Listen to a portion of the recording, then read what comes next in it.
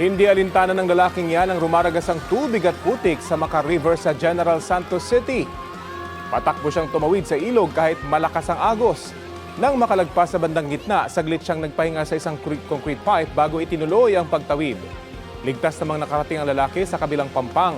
Ayon sa upload ng video, walang tulay sa lugar kaya sa ilog mismo tumatawid ang mga residente. Nanawagan ng mga residente roon na malagyan na ito ng harang para sa kanilang kaligtasan. Stranded ang daang-daang biyahero sa ilang pantalan dahil sa banta ng Bagyong Luis. Mahigit 100 apektado ay nasa Northern Quezon Province. Karamihan sa kanila ay nasa Real Port habang ang iba ay nasa Humalig. Agad namang nagpaabot ng pagkain ang Disaster Risk Reduction and Management Office ng San Andres, Catanduanes sa mga pasaherong stranded sa lugar. Sa Tabaco Port, Albay, aabot sa 30 rolling cargos at 5 sea vessels ang hindi pinabiyahe matapos itaas ang babala dahil sa bagyo. Mahigit 300 biyahero ang stranded. Nakipag-ugnayan na ang provincial government sa DSWD para sa iaabot na tulong. Patay ang 80 anyos na lalaki matapos pagbabarilin sa Baliwag, Bulacan. Arestado ang suspect na bayaw ng biktima. Itinanggi niya ang aligasyon. Balitang hatid ni James Agustin. Bumangga ang SUV na ito sa gate ng isang bahay sa Barangay PS sa Baliwag, Bulacan. Matapos pagbabarilin ng driver nito pasado alas 7 ng umaga kahapon. Dead on the spot ang 80 anyos sa lalaking biktima na residente ng San Luis, Pampanga. Siya po ay nanggaling sa isang tindahan kung saan po siya ay regular na bumibili ng pandesal at nung oras na yon siya na ay pauwi. May tama siya ng baril sa dibdib, 2 at sa ulo, 2 din. Bali 4 na kanyang kinasawi. Bago ang insidente, nahagip sa CCTV ang isang lalaki nakasakay sa motorsiklo, nakasuot ng jacket at face mask. Ilang saglit pa bumalik siya. Pagpasok ulit sa kalsada, halos kasunod na niya ang SUV ng biktima. Hindi nakunan ng aktual na pamamari. Ayon sa pulisya, ang lalaki nakasakay sa motorsiklo ang sospek. Nakunan din ng pagtakas ang sospek. Makalipas ang ilang oras, naaresto ng pulisya ang sospek sa kanyang bahay sa San Luis, Pampanga. Ayon sa pulisya, bayaw ng biktima ang 61 anyo sa sospek. Nabawi sa kanyang damit at sinakyang motorsiklo. Nakuha rin ng isang baril na kargado ng mga bala. Walang maipakitang dokumento ang sospek.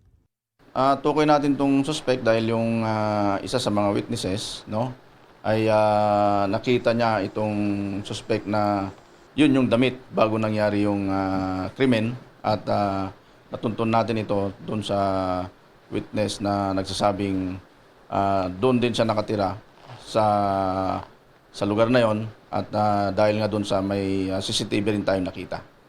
Ang nakikitang motibo ng pulisya sa krimen, away sa lupa. Mana nila at ito nga yung sakahan na kung saan nakuha ng biktima yung titulo dahil ito po ay nakasanla sa bangko. At hindi nila ito pinaalam sa mga kapatid at sila na yung namamahala at umaani sa sakahan na kanilang natubos. Nakakulong ang suspect sa Baliwag City Police Station. Itinanggi niya ang krimen. Hindi ko naman ginawa yun. Kaya sa totoo lang, hindi tamang may gustong gawin ako ron, pero mayroon taong unang nakakuan doon. Yun lang. Kaugnay naman sa nakuhang baril sa kanya. May nakuha. Kanino yung baril? Wala na. Hiram lang din yun. Sa record ng pulisya, dati nang naaresto ang suspect dahil sa mga kasong frustrated murder at physical injuries. Ngayon maharap naman siya sa reklamong murder. James Agustin, nagbabalita para sa GMA News.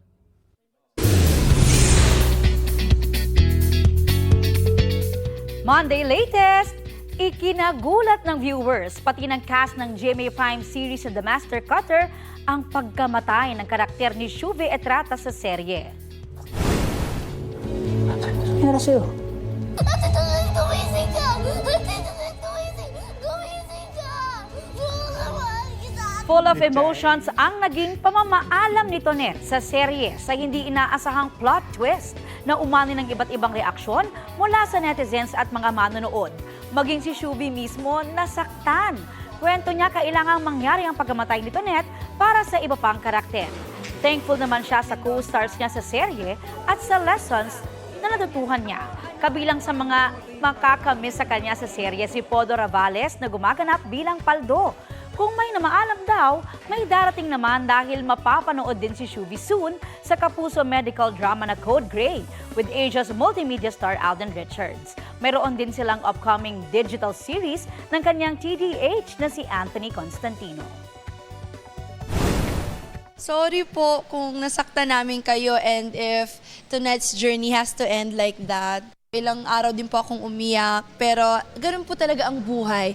May nawawala, may bumabalik, may darating na bago. Di natin alam kung sinong darating, pero abangan nyo. Ito na ang mabibilis na balita.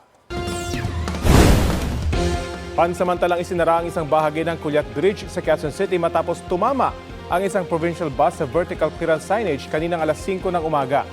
Ayon sa driver ng bus, hindi niya napansin ang vertical clearance signage. Papunta raw sana siya sa Mindanao Avenue. Dahil sa aksidente, pansamantalang isinara ang bahagi ng eastbound lane ng Congressional Avenue. Naapektuhan ang daloy ng trapiko sa lugar dahil sa insidente. Naalis na ang provincial bus sa kalsada.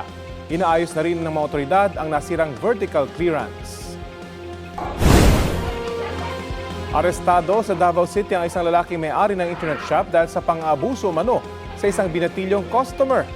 Ayon sa biktima, naglalaro siya ng computer games nang lapitan ng suspect at hawakan umano ang pribadong bahagi ng kanyang katawan. Sa pilitan din umano siyang dinala sa kwarto. Nang makauwi ang biktima, doon siya nagsumbong sa kanyang pamilya na humingi naman ng tulong sa pulisya. Tumanggi magbigay ng pahayag ang suspect na mahaharap sa kasong rape. Ipinasa sa uli ng Energy Regulatory Commission sa Meralco ang mahigit 9 bilyong pisong sobrang singil sa mga customer.